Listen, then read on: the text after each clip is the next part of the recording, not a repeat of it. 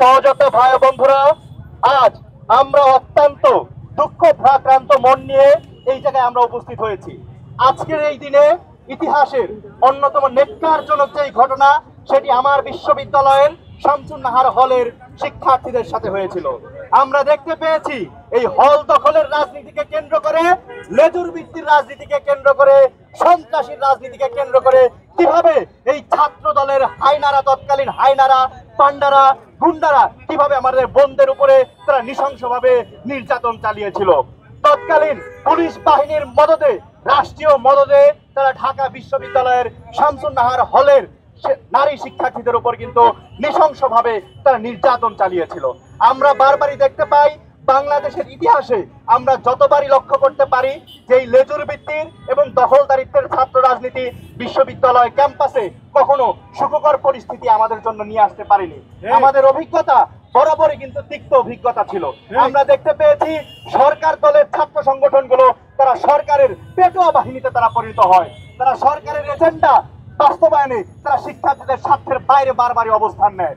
আমরা দেখতে পেয়েছি যে 2002 সালে কিভাবে ছাত্র দলের সন্ত্রাসীরা শামসুন নাহার হলের মধ্যে প্রবেশ করে তারা কিভাবে আমাদের বোনদের উপর নির্যাতন করেছিল। এরপরই বারবার আমাদের শামসুন নাহার হলের বোনেরা এবং ঢাকা বিশ্ববিদ্যালয়ের শিক্ষার্থীরা এই ঘটনার বিচার চেয়েছে, কিন্তু আজ এত বছর পার হয়ে গেল এখন পর্যন্ত এই ঘটনার কোনো সুষ্ঠু তদন্ত এবং বিচার নিশ্চিত করা সম্ভব হয় নাই।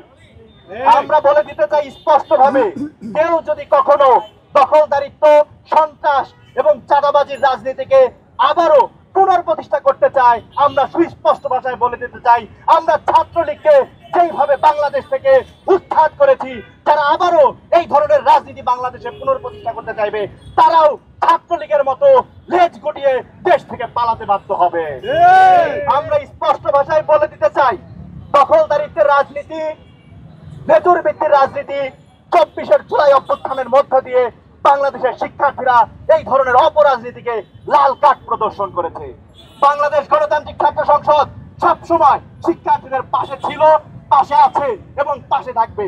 কেউ যদি আবার কখনো এই ধরনের দখলদারিত্বের রাজনীতি পুনর্প্রতিষ্ঠা করতে চায়, বাংলাদেশ গণতান্ত্রিক ছাত্র সংসদ ঢাকা বিশ্ববিদ্যালয়ের শিক্ষার্থীদেরকে সাথে নিয়ে তাদেরকে উপযুক্ত জবাব দিতে প্রস্তুত রয়েছে।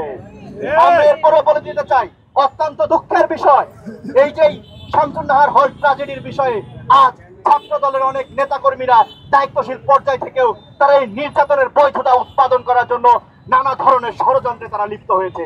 আমরা স্পষ্ট ভাষায় বলে দিতে চাই, অতীত থেকে শিক্ষা নিন, ইতিহাস সূত্রে ভালোভাবে সম্প্রীতির রাজনীতি করার চেষ্টা করুন, নয়তো বাংলাদেশের শিক্ষার্থীরা আপনাদেরকে প্রত্যাখ্যান করতে বাধ্য হবে। আমরা স্পষ্ট ভাষায় বলে দিতে চাই, ইতিহাসে 2002 সালে যে শামসুন নাহার হল ট্র্যাজেডির ঘটনা রয়েছে, এই ঘটনার বৈধতা দেবার কোনো অপচেষ্টা আপনারা করবেন না। এই ঘটনার দায় স্বীকার করে, দুঃখ প্রকাশ করে আপনাদের বাংলাদেশে রাজনীতি করতে হবে, নয়তো শিক্ষার্থীরা কিন্তু আপনাদেরকে লাল কার্ড প্রদর্শন করতে বাধ্য হবে। সর্বোপরি বাংলাদেশ গণতান্ত্রিক ছাত্র সংসদ বিশ্ববিদ্যালয়ে একটি সুন্দর গণতান্ত্রিক ক্যাম্পাস, সুষ্ঠু রাজনৈতিক পরিসর এবং সম্প্রীতির রাজনীতিতে বিশ্বাসী।